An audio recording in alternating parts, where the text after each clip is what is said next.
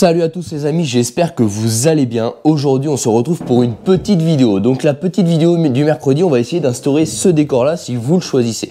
Donc tout d'abord, pour commencer cette vidéo là, vous allez me dire si vous voulez conserver ce décor pour les vidéos du mercredi ou bien si on revient comme avant, donc c'est-à-dire devant l'établi avec le fond, ce qu'il y a dans le garage tout simplement. Je me suis permis de le faire tout simplement parce qu'on avait fait le live, j'avais un petit peu innové pour le live avec cette disposition là, donc en vous mettant la Lotus, la moto et les petits bidons pour la déco. Donc les véhicules c'est vous qui les avez choisis, hein, je tiens à préciser. Et apparemment vous avez pas mal aimé ce petit décor, donc je me suis permis de refaire la même chose pour cette petite vidéo du mercredi.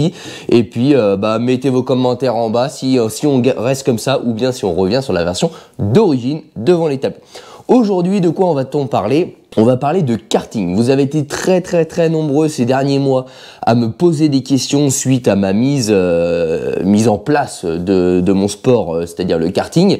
Vous m'avez beaucoup demandé, alors je vais être très franc avec vous, je pensais avoir exactement les mêmes ressentis que vous sur ce sport-là.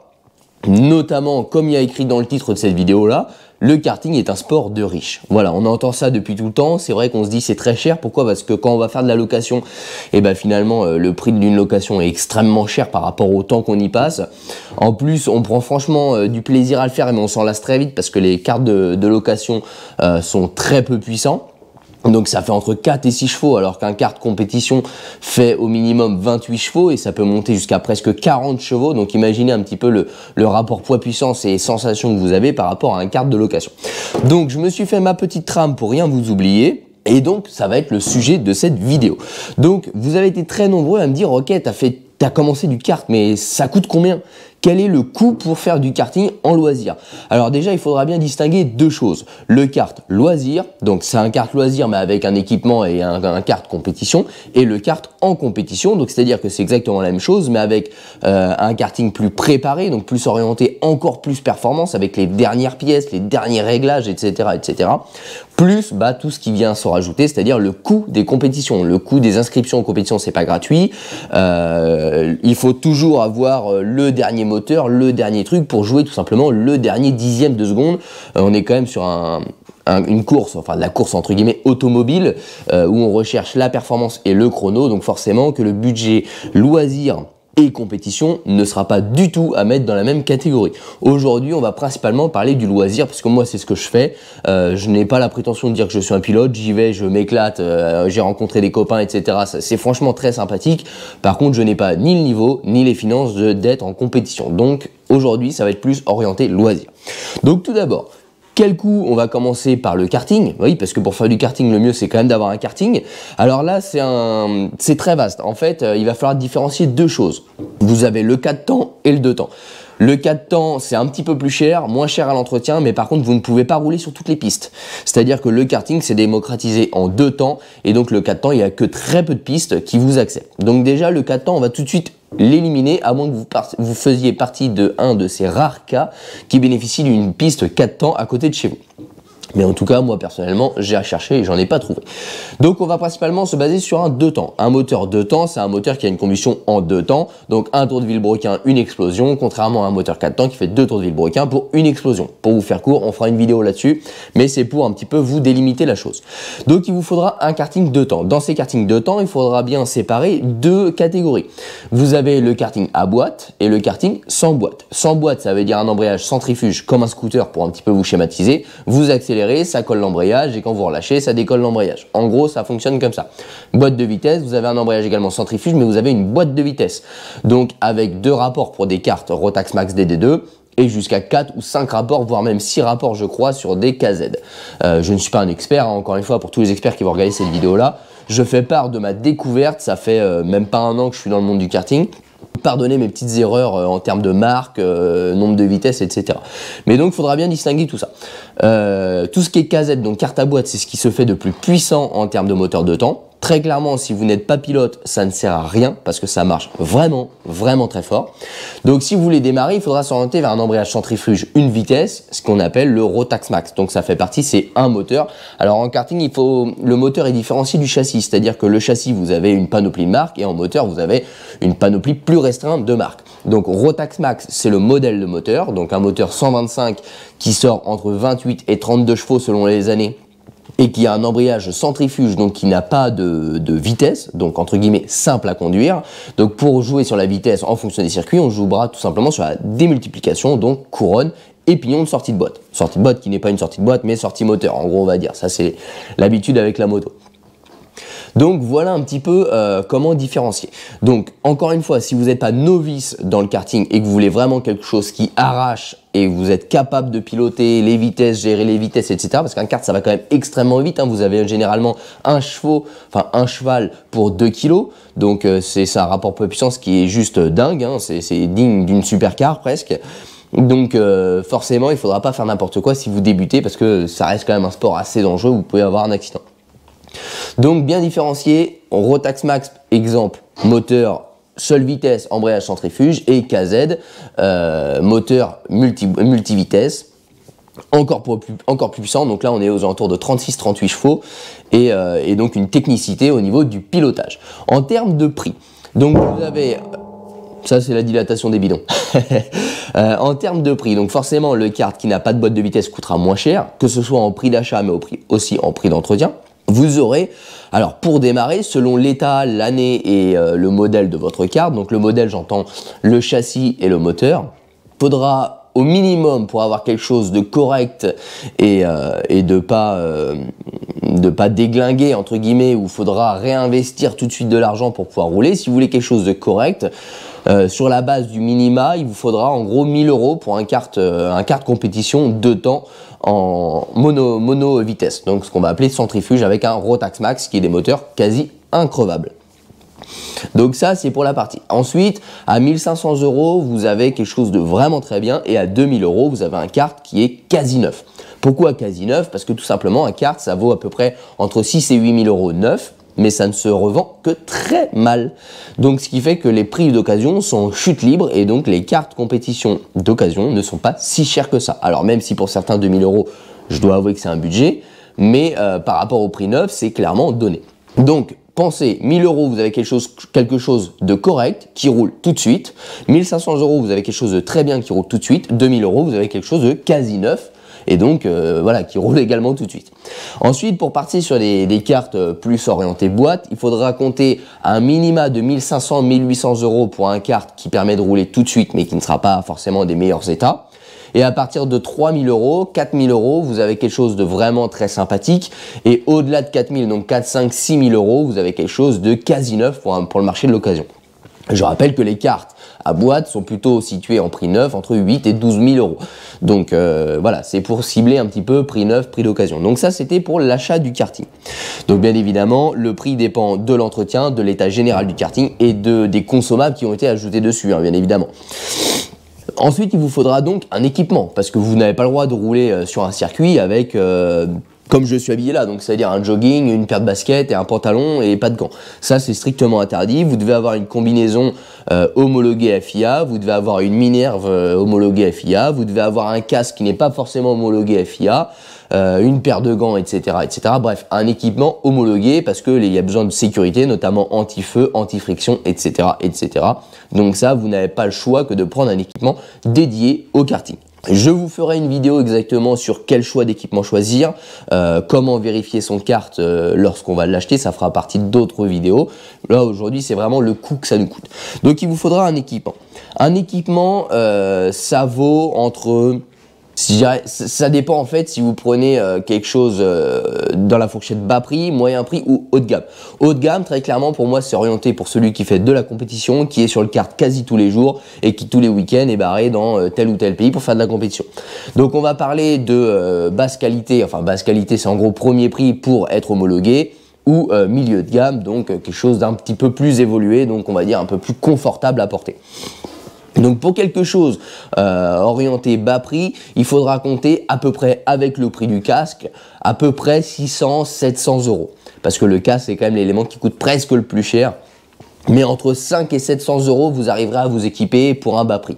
Pour un milieu de gamme, il faudra compter entre 7 et 800 €, donc casque inclus, hein, je parle vraiment de l'équipement complet. Et par contre, si vous voulez quelque chose de plus esthétique, confortable et donc passer dans la gamme entre guillemets compétition, là il faudra plutôt privilégier entre 1000, 1500 voire 2000 € parce que vous avez des chaussures par exemple qui coûtent à elles seules 400 €. Donc encore une fois, il y a l'ordre du raisonnable et l'ordre du déraisonnable, faut en avoir l'utilité. Moi je suis dans le moyen de gamme, pour vous donner un ordre d'idée, j'en ai eu pour 680 €, toute ma combinaison complète, hors casque, parce que mon casque je l'avais déjà de la moto. Et mon casque est un très bon casque de moto qui vaut presque 700 €. Et oui, parce que quand vous faites beaucoup de moto, à l'époque je faisais beaucoup de moto, je faisais presque 10 000 km par an, et bah un casque ça peut vous sauver la vie. Donc voilà, d'une pour les cervicales, un bon casque c'est très bien, et de deux ça vous sauve la vie. Donc je n'ai jamais négligé le prix d'un casque, mais en tout cas ma combinaison j'en ai eu pour 680 €, enfin combinaison, bottes, gants, minerve, etc., etc. Donc voilà, et par côte inclus, je précise. Donc voilà en ce qui concerne un petit peu le tarif qu'il vous faudra pour vous équiper sur le karting. Ensuite, une fois que vous avez le karting, vous avez l'équipement, il vous faudra une licence. Donc la licence, vous avez deux types de licences. Vous avez la UFOLEP et la FFSA. Donc Fédération Française de Sport Automobile, et la UFOLEP, c'est un petit peu en dessous.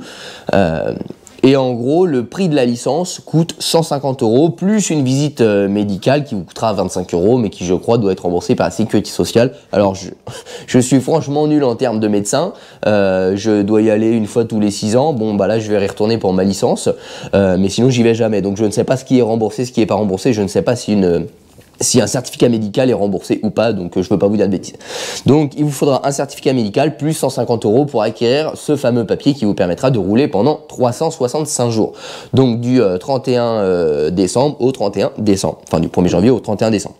Ensuite, du coup, vient la question, quelle licence choisir, UFOLEP ou FFSA? Donc là, vous avez deux solutions. Soit vous faites de la compétition, et dans ces cas-là, cette vidéo ne vous intéressera sûrement pas parce que vous allez mieux connaître que moi. Mais dans ces cas-là, il faudra tout simplement choisir la ligue que vous courez. Donc si vous courez en UFOLEP ou en FFSA, ou bien les deux. Donc vous avez le droit d'avoir les deux licences et de courir donc les deux compétitions dans les deux. Parce qu'il y a bien deux compétitions, les UFOLEP et les FFSA.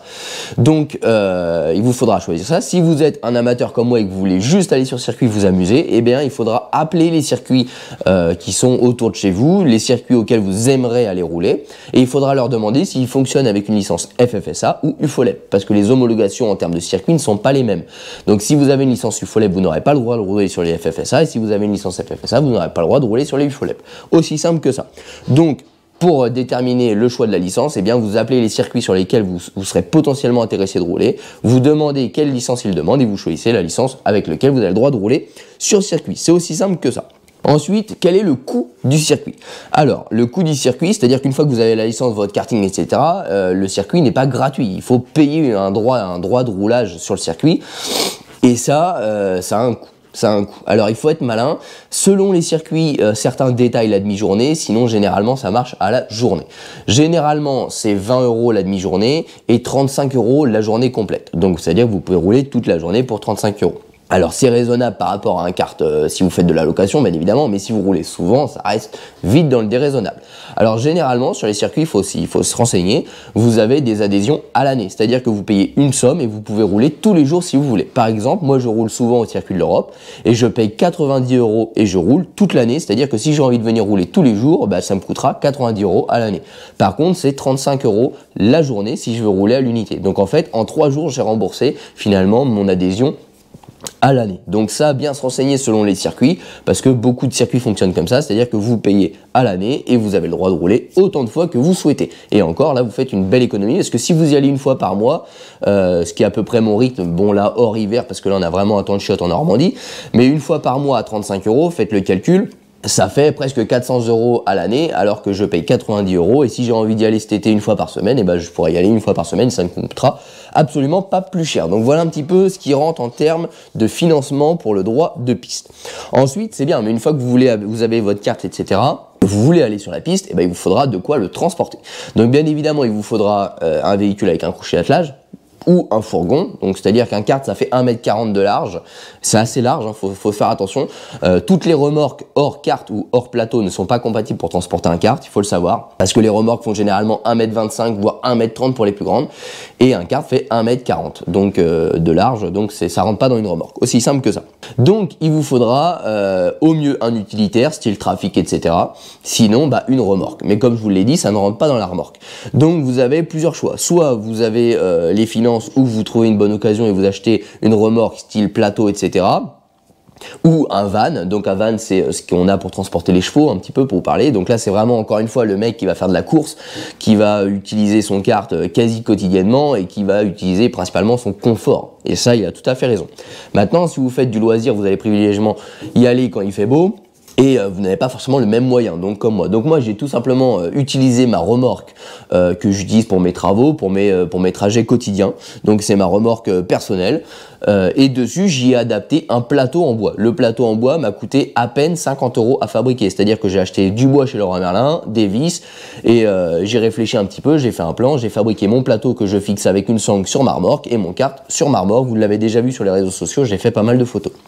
Et donc ça m'a coûté 50 €. Donc si vous n'avez pas de remorque, vous pouvez acheter n'importe quelle petite remorque, une simple petite remorque suffit, parce qu'un kart ça fait 70 kg, donc n'importe quelle remorque peut transporter au minimum 250 kg, donc 70 kg, pas de problème, même avec votre équipement, l'outillage, etc., il n'y a pas de problème. Donc du coup, encore une fois, vous pouvez acheter n'importe quelle remorque, l'idéal étant de s'en procurer une d'occasion sur le bon coin, c'est ce que je fais, et ça vaut beaucoup moins cher. Mais vous adaptez un plateau pour une cinquantaine d'euros, deux sangles, et vous pouvez trimballer votre kart comme bon vous semble. Ça c'est en termes de coût pour le transport, et bien évidemment il faut avoir un attache remorque sur le véhicule, mais bon, un attache remorque maintenant ça vaut 150 €, ça a quand même bien baissé. Mais tout ça, ça s'additionne, je suis d'accord avec vous, et c'est pour ça que ça se prévoit.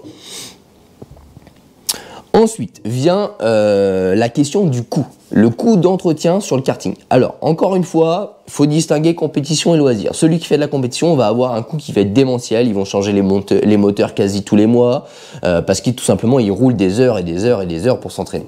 En loisir, un moteur ça fait entre guillemets 50 heures, donc entre 25 et 50 heures selon comment tu roules. Sachant que sur une journée, si tu roules déjà 3 heures, c'est énorme. Donc fais le rapport, il faut déjà pas mal de jours avant de faire un entretien. Ensuite, qu'est-ce qu'on va changer? Donc il y a l'entretien basique, c'est-à-dire changer la chaîne, régler la tension, etc. Ça, n'importe qui est capable de le faire avec un petit tuto sur internet. Donc tout ça, je vais me charger de vous le faire. Ensuite, il y a les entretiens un peu plus complexes, donc c'est l'entretien moteur qui là nécessite une dépose du moteur, même si ça reste assez simple parce que c'est du vieux temps, il faut les connaissances et l'outillage pour le faire. Donc si vous voulez pas le faire, enfin le coût en garage, donc si vous le faites vous-même plutôt, vous avez à peu près un billet entre 250 et 300 € toutes les 50 heures, donc pour l'entretien de votre moteur. Et par contre, il faudra prévoir à peu près le double si vous le faites faire par un mécano. Donc généralement, il y a des mécanos qui vous entretiennent vos cartes directement sur les circuits. Donc pour ceux qui souhaitent, vous allez sur le circuit, vous dites voilà, je voudrais faire entretenir mon kart, et ils peuvent vous le faire, ils ont un atelier. Mais il faudra compter le double, soit à peu près 650 € pour une révision tous les 50 heures. Donc généralement tous les ans. Sauf selon comment vous roulez, encore une fois. Donc finalement, le nombre de fois que vous allez rouler va intervenir sur le coût de l'entretien de votre karting.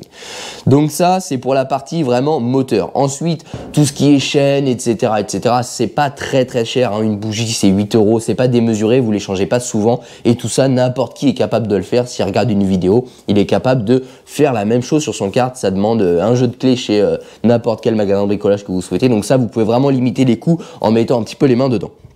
Ensuite, vous avez les pneumatiques. Ça, c'est ce que beaucoup de gens pensent que c'est hors de prix. Et oui, c'est hors de prix. Ça vaut entre 200 et 280 € le train de 4 pneus. Sachant que ça s'use quand même assez vite, notamment en période chaude. Donc quand il fait chaud l'été, les pneus vont monter vite en température, ils vont se boulocher et ils vont se dégrader bien plus vite. Et forcément, il y a une meilleure adhérence, d'où le fait qu'ils se dégradent plus vite. Et donc là, oui, forcément, on est entre 200 et 280 € pour 4 pneus selon la marque que vous choisissez et la gomme que vous choisissez. Mais il y a une très bonne astuce à faire, c'est encore une fois, les mecs qui font de la compétition font parfois 10 tours avec leur gomme, juste le temps de s'entraîner ou de faire un temps de chauffe, etc. Ils retirent les pneus, ils remettent des pneus neufs et eux ne vont jamais réutiliser ces pneus-là parce que pour eux, ils ont déjà de l'usure, ils sont terminés, ils sont plus bons pour eux. Mais en loisir, on joue pas le même chrono, on joue pas le 10e de seconde. Et donc vous pouvez acheter des pneus d'occasion à des mecs qui font de la compétition pour en général entre 40 et 60 euros les 4 pneus, sachant que vous avez de la gomme de compétition, des pneus haut de gamme qui ont juste parfois 20% d'usure. Donc 20% d'usure, par contre, vous divisez par 10 voire par 15 le prix de votre budget pneu. Ce qui fait que si vous changez 2 à 3 trains de pneus par an, ça vous fait entre 100 et 150 euros de budget pneu par an, alors que si vous achetez des pneus neufs, et ben ça vous ferait plutôt 700 euros de pneus par an. Donc là, c'est encore une astuce qu'il faut connaître, mais sur le Bon Coin, il y a énormément de gens qui font de la compétition, qui vendent des pneus de karting d'occasion. Et c'est moi personnellement ce que je fais pour baisser mon budget pneus. Donc c'est-à-dire que j'ai des pneus qui ont parfois 10, 15, 20, 25% d'usure et que je paye 50 euros les 4 au lieu de 280 euros les 4 parce que c'est de la gomme tendre, c'est des trucs de compétition qui sont utilisés, etc. mais très peu utilisés. Donc ça, encore une fois, vous voyez, il y a des moyens de réduire les coûts et de se débrouiller financièrement pour limiter tout ça. Ensuite, donc là, on a fait vraiment le tour de tout ce qui est financier pour démarrer le kart et pour pouvoir rouler. Maintenant, la vraie question, c'est du coup, est-ce que le kart est un sport de riche? Parce que tout le monde pense ça et c'est vrai que quand on ne connaît pas le milieu, bah, on pense tout ça. Je vais être honnête, je pensais ça. La première fois que j'étais sur le circuit, je me suis dit, je vais voir que des fils à papa, etc. Et en fait, pas du tout. C'est un stéréotype. C'est-à-dire que celui qui fait de la compétition, alors oui, il se peut que ses parents soient aisés, qu'il ait des sponsors, etc. En compétition, c'est un autre monde. C'est extrêmement cher et c'est aussi pour ça qu'il y a des gamins qui n'arrivent pas à haut niveau, tout simplement parce qu'ils sont issus de familles modestes et ils ne trouvent pas de sponsors parce que c'est très compliqué d'avoir des sponsors de nos jours. Et donc même des gamins qui ont le potentiel ne pourront peut-être pas atteindre des formules 2, Formule 3, voire Formule 1 parce que ils n'auront pas eu le budget pour pouvoir l'atteindre parce que c'est en centaines de milliers, voire en millions d'euros des saisons. Donc c'est extrêmement cher. Après, vous avez ceux qui ont réussi à avoir des sponsors et leurs parents sont pas forcément très riches et eux arrivent à monter et plus ils montent et plus ils ont de sponsors. Et vous avez ceux qui démarrent plutôt correctement parce que les parents sont issus de familles aisées ou ont très bien gagné leur vie et dans ces cas-là, bravo à eux, il n'y a pas de jalousie à avoir. Mais voilà un petit peu les 3 types de cursus qu'il peut y avoir en compétition. En loisir, par contre, à l'inverse, pas du tout. C'est-à-dire que moi, j'ai des gens qui sont comme moi, qui gagnent 1400 euros par mois. Vous avez des gens comme vous qui, tout simplement, au lieu de fumer ou au lieu de partir en vacances, au lieu de se faire des restaurants, aiment le kart. Et finalement, achètent un kart, etc. Donc 1400 euros, pour vous donner un ordre, c'était mon ancien salaire, parce que maintenant, on est plutôt aux ordres de 800 euros. J'ai déjà parlé pendant le live. Mais voilà, vous avez vraiment de tout. Mais quand vous allez en compétition, effectivement, c'est beaucoup plus cher qu'en loisir. Donc en loisir, c'est presque abordable de tout le monde. C'est-à-dire que si on fait des petites concessions sur notre train de vie, on peut se faire plaisir à côté en faisant du kart. Pour un moindre coût, ça vaut pas plus cher que celui qui a une voiture plaisir. Ça vaut pas plus cher que celui qui va au restaurant tous les week-ends. Ça vaut pas plus cher que celui qui fume un paquet de cigarettes par jour. Donc tout le monde peut en faire s'il souhaite le faire. Par contre, en compétition, effectivement, c'est un autre budget. Vous avez le coût des courses, le coût des moteurs, l'entretien. Généralement, il faut avoir un mécano sur place, les déplacements, l'outillage, l'équipement, le kart qui n'est pas le même, le kart qu'il faut changer presque tous les ans. C'est clairement un autre budget. Eh bien, écoutez les amis, j'espère que j'ai pu vous répondre à toute ce questionnement qui peut se poser sur le monde du karting et je vous ai donné mon retour après avoir découvert cette discipline il y a maintenant 6 mois, donc ça fait 6 mois que je suis dans le karting. Je n'y connaissais strictement rien, je viens de la location, c'est-à-dire que j'ai adoré faire de la location. Et j'ai voulu avoir plus de sensations et surtout en réduisant le coût parce que si vous faites de la location même une fois par mois, ça vous coûte bien plus cher que de vous équiper et d'acheter un vrai karting. Donc vous avez mon retour personnel, les contraintes que j'ai trouvées, les bons plans que j'ai pu dénicher et j'espère que cette vidéo vous aura plu sur ce sujet. Les amis, on se retrouvera dans une prochaine vidéo, mécanique, tuto ou alors comme ceci avec ce décor là, on verra bien. Je vous souhaite une bonne journée. Pour ceux qui souhaitent, vous pouvez vous abonner sur la chaîne YouTube.